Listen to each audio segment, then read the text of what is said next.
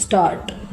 यह अच्छा है कि पश्चिम एशिया संकट के चलते रासायनिक उर्वरकों की आपूर्ति में कठिनाई और उनके मूल्यों में वृद्धि को देखते हुए केंद्र सरकार ने खेत बचाओ अभियान शुरू किया। इस अभियान को शुरू करने से पहले केंद्रीय कृषि एवं किसान कल्याण और ग्रामीण विकास मंत्री शिवराज सिंह चौहान ने जिस तरह देश भर के कृषि विज्ञान केंद्रों, ICAR संस्थानों, कृषि विश्वविद्यालयों एवं राज्य सरकारों के वरिष्ठ कृषि अधिकारियों और किसान संगठनों से गहन संवाद किया, उससे यह पता चलता है कि वे इस अभियान को वास्तव में सफल होते हुए देखना चाहते हैं। ऐसे किसी अभियान की सफलता जन भागीदारी और जागरूकता के माध्यम से ही संभव है। निसंदेह इस अभियान में केंद्र सरकार को राज्यों का सक्रिय सहयोग चाहिए होगा।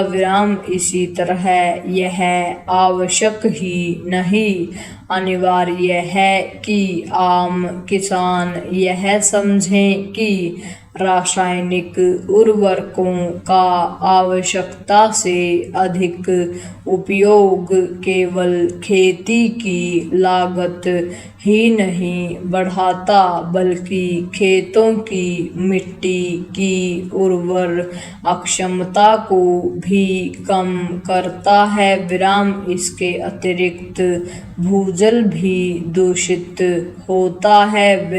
एक ऐसे समय जब जलवायु बदल रही है, तब उर्वरकों का असंतुलित उपयोग खेती के सामने गंभीर चुनौती बन रहा है। समस्या यह है कि औसत किसान यह समझ नहीं पा रहे हैं कि उर्वरकों का जरूरत से ज़्यादा इस्तेमाल अंततः उनके लिए घाटे का सौदा ही सिद्ध होता है, क्योंकि प्रारंभ में तो फसल अच्छी होती है, लेकिन समय के साथ खेतों की मिट्टी दूषित हो जाने के कारण उपज प्रभावित होती है।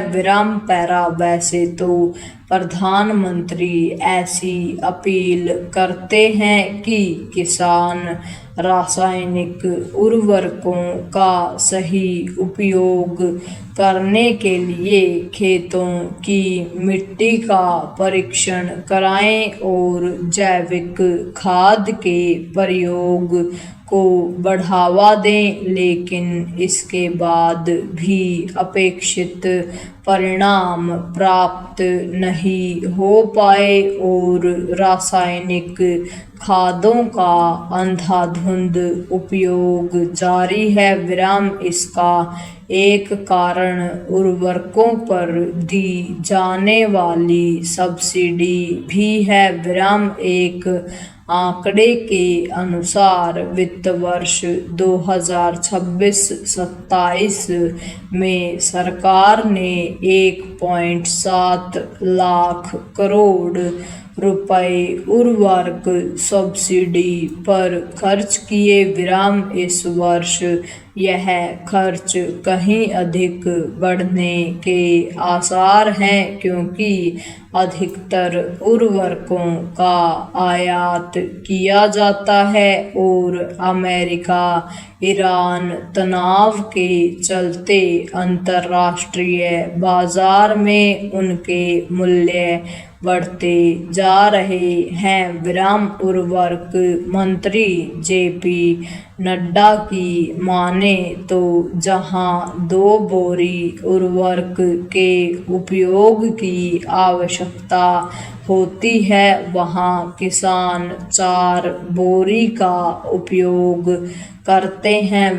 वास्तव में जब भी कोई वस्तु सब्सिडी के चलते कम मूल्य पर उपलब्ध कराई जाती है तो उसका अनावश्यक उपयोग बढ़ जाता है। तथ्य यह भी है कि किसानों को सस्ते मूल्य पर उपलब्ध कराए जाने वाले उर्वरक की कालाबाजारी भी होती है क्योंकि उसका इस्तेमाल औद्योगिक रसायन के रूप में भी होता है।